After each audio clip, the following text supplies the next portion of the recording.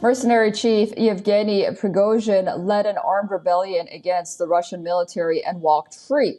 Russia's main domestic security agency, the FSB, dropped a criminal investigation into the Wagner Revolt with no charges against Prigosian or any other participants. About a dozen Russian troops were killed in clashes during the aborted mutiny, and Putin vowed to punish those behind the rebellion. Reports suggest Wagner is now battling a Russian clampdown. In recent years, Wagner contractors have been deployed across West Asia and Africa, focusing on protecting ruling or emerging governing elites and critical infrastructure. Russia-supported President Bashar al-Assad, which is of Syria, his government in the Syrian civil war, and Wagner mercenaries aided the efforts. Russia relentlessly targeted rebel-held areas in an effort to break the opponent's will.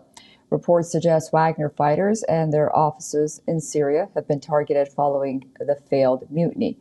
The Saudi channel Al Hadath says that Russian military police raided offices belonging to Wagner in Damascus, Hama, and Deir ez-Zor. At least 3 Wagner officers were arrested. The Wall Street Journal reports that the Russian deputy foreign minister flew to Damascus and urged Assad to prevent Wagner fighters from leaving without Moscow's permission. In Libya, Wagner fought alongside the forces of Commander Khalifa Haftar. Wagner fighters, alongside others from Chad, Sudan, Niger, and Syria, helped Haftar in the battle for Tripoli. Wagner mercenaries remain active in oil-rich eastern Libya, though some had left to fight in Mali or Ukraine. Meanwhile, a few days ago, strikes hit a Libyan airbase used by Wagner mercenaries. Reports carried by Libyan and Arab websites claimed that the strikes had been launched from an aircraft that belonged to the United Nations recognized government in divided Libya. But the government of national unity based in the capital Tripoli denied any involvement. Putin seems to be seizing control of Wagner's global empire.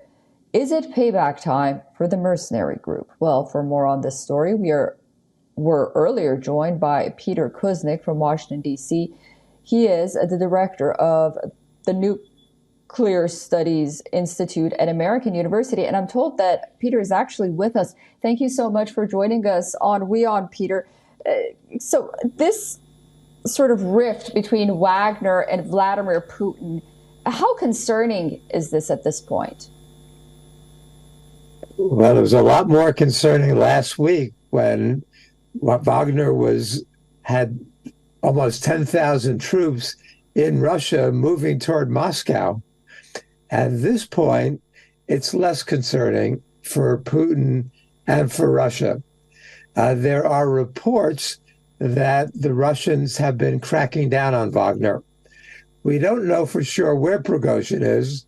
We think he's in Belarus. We know that the Wagner troops were given 3 options.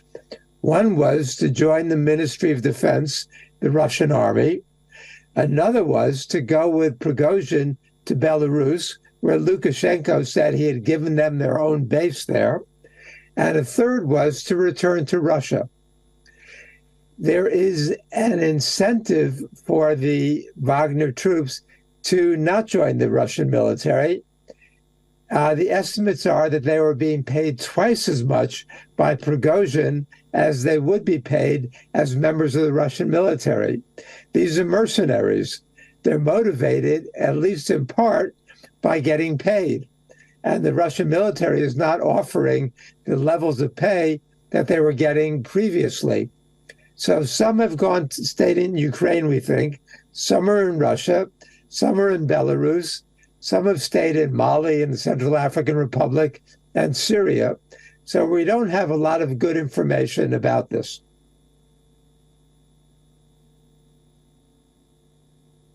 And just talking about the Russia-Ukraine war in general, there has been a counteroffensive by Ukraine, and it's ongoing. We're hearing that Putin's forces suffered losses during heavy fighting near Bakhmut. Those are the headlines that we're seeing over the weekend and this morning on Monday. Do you think that what happened with Wagner and this counteroffensive by Ukraine, Russia is viewing losses on the one hand, and Vladimir Putin has been weakened on the other? I think that Wagner was very important around Bakhmut when the Russians were on the offensive in taking Bakhmut.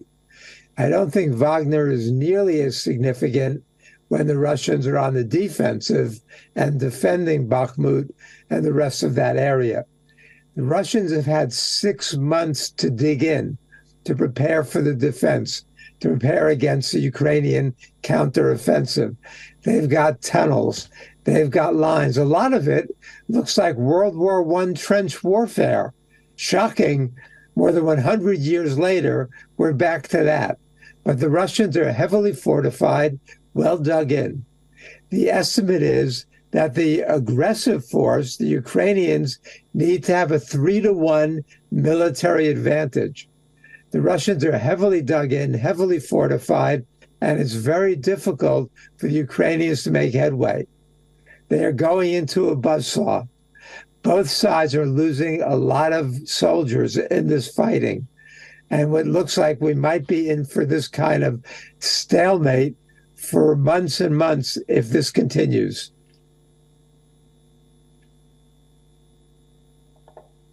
All right. Well, thank you so much for that sobering analysis. Peter Kuznick joining us from Washington, D.C., and we look forward to speaking to you again very soon. Thank you.